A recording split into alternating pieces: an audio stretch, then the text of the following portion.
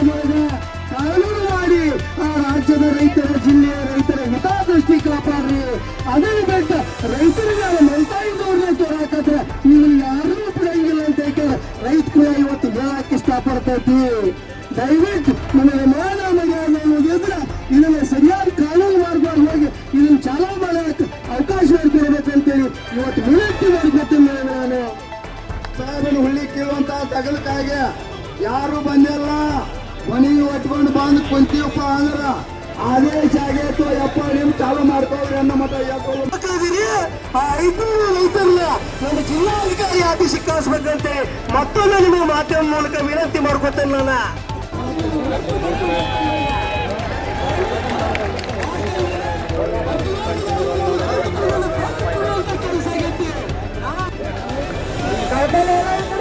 ಚಂದನ ಸಾಹೇಬ್ ತೋರ್ಕೊಂಡ್ರೆ ನಾವು ನೋಡ್ರಿ ನಿಮಗೊಂದು ಮಾತು ಹೇಳ್ತೇನೆ.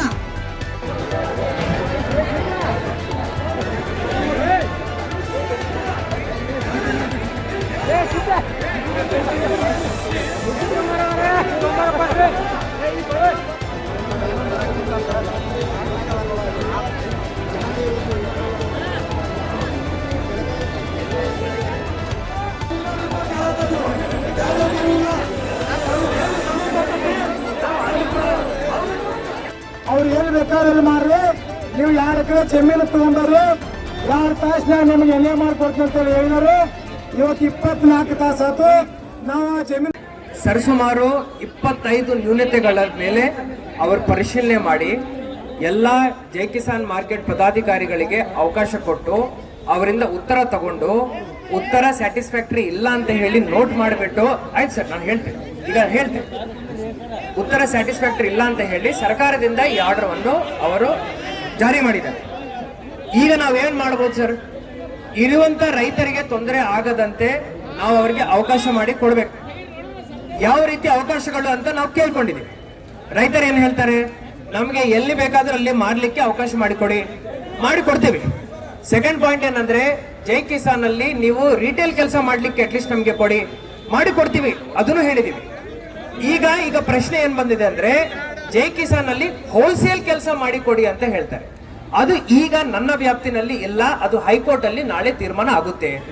1 ದಿವಸದ ಒಳಗಡೆ ನಾಳೆ ತೀರ್ಮಾನ ಆದ ನಂತರ ತಮ್ಮೆಲ್ಲರ ಜೊತೆ ನಾನು ಮತ್ತೆ ಸಭೆ ಮಾಡಿ ಇದಕ್ಕೆ ನಾನು ಒಂದು ಪರಿಹಾರವನ್ನು ತಮ್ಮ ಜೊತೆನೆ ಕೂತ್ಕೊಂಡು ಹುಡುಕ್ತೇನೆ.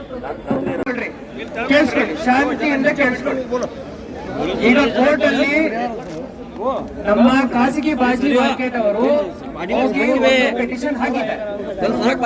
ಮಾನ್ಯ ನ್ಯಾಯಾಲಯದವರು, ಉಚ್ಚ ನ್ಯಾಯಾಲಯದವರು ನಾಳೆ ಅದಕ್ಕೆ ಹಿಯರಿಂಗ್ ಇಟ್ಕೊಂಡಿದ್ದಾರೆ.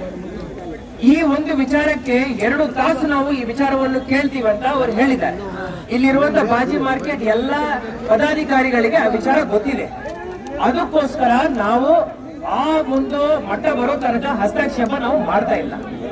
ನಾಳೆ ಬೆಳಿಗ್ಗೆ ಎಲ್ಲ ನಮ್ಮ ಇಲ್ಲಿ ಮುಖಂಡರ ಜೊತೆ, ಜನಪ್ರತಿನಿಧಿಗಳ ಜೊತೆ, ಪದಾಧಿಕಾರಿಗಳ ಜೊತೆ ಕೋರ್ಟ್ ಇಂದ ಯಾವ ತೀರ್ಮಾನ ಆಗುತ್ತೆ ಅದರ ಪ್ರಕಾರ ನಾವು ನಿಮ್ ಜೊತೆ ಚರ್ಚೆಯನ್ನು ನಡೆಸಿ ಅನುಕೂಲ ಮಾಡಿಕೊಡ್ಲಿಕ್ಕೆ ಎಲ್ಲಾ ರೀತಿಯ ಪ್ರಯತ್ನವನ್ನು ಮಾಡ್ತೀವಿ. ಈಗ ನಮ್ಮ ಮಾನ್ಯ ಶಾಸಕರು ವಿವಿಧ ವಿಚಾರಗಳ ಬಗ್ಗೆ ನಮ್ಮ ಜೊತೆಗೆ ಚರ್ಚೆ ಮಾಡಿದ್ದಾರೆ. ಎಲ್ಲಾ ವಿಚಾರಗಳನ್ನು ಕೂಡ ಪರ್ಮಿಷನ್ ರದ್ದಿರ್ಬೋದು, ಮತ್ತೆ ಎನ್ಎ ಕ್ಯಾನ್ಸಲೇಷನ್ ಇಶ್ಯೂಸ್ ಇರ್ಬೋದು, 443 ಬಗ್ಗೆ ಚರ್ಚೆ ಇರ್ಬೋದು, ಅವ್ರ ಜೊತೆ ಕೂತ್ಕೊಂಡು ನಾವು ಟೇಬಲ್ ಮೇಲೆ ನಿಧಾನವಾಗಿ ಚರ್ಚೆ ಮಾಡಿ ಕಾನೂನಾತ್ಮಕವಾಗಿ ಅದಕ್ಕೆ ಯಾವ ರೀತಿಯ ಪರಿಹಾರ ಕೊಡ್ಲಿಕ್ಕೆ ಸಾಧ್ಯವಿದೆಯೋ ಅದನ್ನು ನಾಳೆ ಕೊಡ್ತೀವಿ.